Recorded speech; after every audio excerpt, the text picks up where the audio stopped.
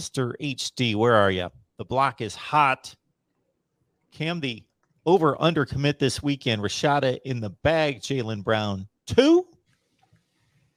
Look, the block is hot with those commitments. You love to see it. I always set the over-under at 0.5 because sometimes even with the guy who commits silently or wants to, you know, maybe I got to go home and tell my girl. Maybe I got to go home and really sell my Nana or, you know, my Auntie Carla or my mom or something. You know, I want to come to Miami. Coach, I'm telling you I'm coming to Miami, but, you know, Miss Suzanne don't play, and I got to go home to my house and tell my mom, Miss Suzanne, hey, you know, this is what it is. So even with that, I always put it at 0.5, right? Jalen Rashada. Sorry. So I put it at 0.5. We'll see. Last week we went way over with 2 and over from the previous week, or you could make it, you know, with the 3. But yeah, so we've been hitting the over recently and the way over last week with getting 2, but we'll see. In terms of moving forward, Jaden Rashada is committing somewhere this weekend on Saturday. He's currently on an official visit to Miami. Miami was a finalist or is a finalist for Rashada. He had not taken an official visit. He took an unofficial visit previously.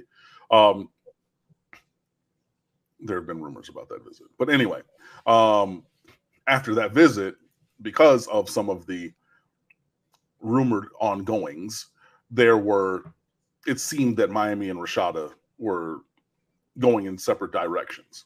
And so he was visiting a lot of different places. He rises up the board for Florida and things like that. And then, you know, he's like, hey, you know, I'm going to push this decision back and probably take a visit. And he had banked that visit with Miami because he'd taken the other 4. So now he's there now before this, this upcoming weekend's announcement for him. That's who I was talking about with the Emory Williams. If Jalen Rashada wants in, we'll find a way. And especially with this year and there being an unlimited amount of scholarships available.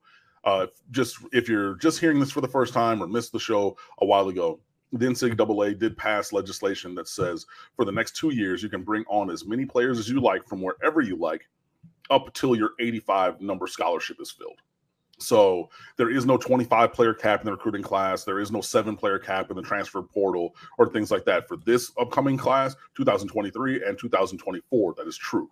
So in those terms, go get whoever you want. And then there's going to be some culling of the, of the roster. There's going to be some, some tree shaking, as they call it in the music world. You know, you go through and you shake the tree and you see who falls by the wayside. You know, if you've ever seen like, you know, Drumline or something like that, or if you've ever been in one of the organizations, before you hit the field to perform, you tree shake. You know, even when I was in choir at Miami, literally we were singing this African song, and it was tough because it had all of these Arabian rhythms and things from like the Morocco, area, and they were infused in this piece, which are not native for us and everything, even being, you know, somebody who has performed my entire life and all kinds of people. And I was section leader of the bass section that year, and my section was not getting it together. And one day, Dr. Scheibe stopped us in the middle of rehearsal and said, cool, Cameron, take out your attendance, call roll. And I did. And literally, as I called somebody's name, we had to stand up and sing it in front of the entire group. And if you got it wrong, out of there. Literally, and this is something where we had to be in choir for our scholarships. You had to be in certain ensembles, but it was a thing where, okay, cool, we got to stand up. We got to show and prove right now. Because if you can, you can. If you cannot, there's the door to Broadway Hall. I don't know what you're going to do about your ensemble credit because it's already November. Tough cookies. That kind of same thing is going to happen with this roster, where Mario Cristobal is going to be, it's going to be cutthroat. It's going to be ruthless. But, hey, if you can't shake it here, you need to go somewhere else. And by getting rid of some of those players who are maybe, you know, trimming some of that fat, shaking the tree or whatever, then you're going to have the room to bring in whoever or how many ever you want, which then, again, could include both Emory Williams and Jalen Rashada up until however many players join with them, because, again, the scholarship limit cap is lifted for this and the next recruiting class. So that's that one. On top of that, Jalen Brown was visiting. He's the one who put up the video on Instagram that was called, aggregated, which I saw beautifully aggregated.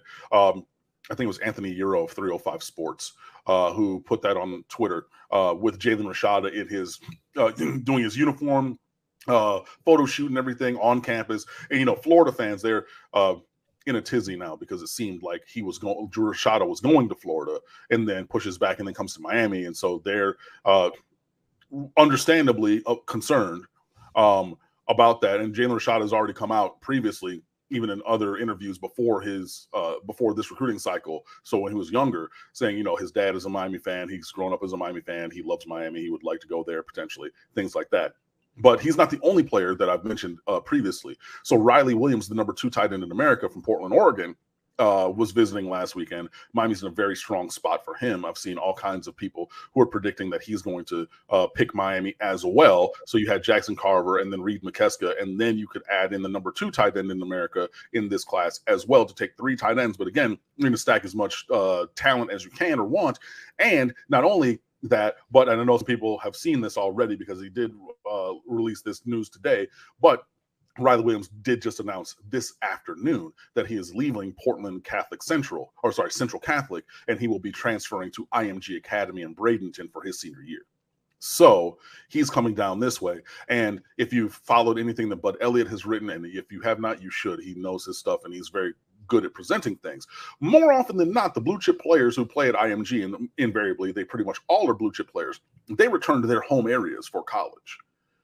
There are some who do not, and it seems already as though Riley Williams was considering, or highly considering, or if not almost having already decided that he's going to come down to Miami and will now be at IMG Academy, which is, you know, 3.5 hours or 3 hours by car from Miami, which is a very different kind of situation from Portland, Oregon, which, you know, is all the way on the other side of the country and everything. So again, those are 2 guys that could potentially join this class, but the scholarship numbers would not hurt. Jalen Brown is another guy from Gulliver Prep. There are some concerns about his hands as a receiver, but he is dynamic. He's 6'1". He runs like sub 11 in the 100. You know, he runs 200 and like, I think sub 22, 21 and a half. So speed and everything. He's a guy that, you know, Miami would obviously love to bring in this class. I don't think that a decision is coming soon from Jalen Brown. It is they're scheduled for Jalen Rashada this upcoming Saturday, and then Riley Williams and Jackson Howard, the athlete slash he's probably going to play D-end edge. He lives in Minneapolis. Both of those gentlemen are scheduled for July 1st, I believe, decisions.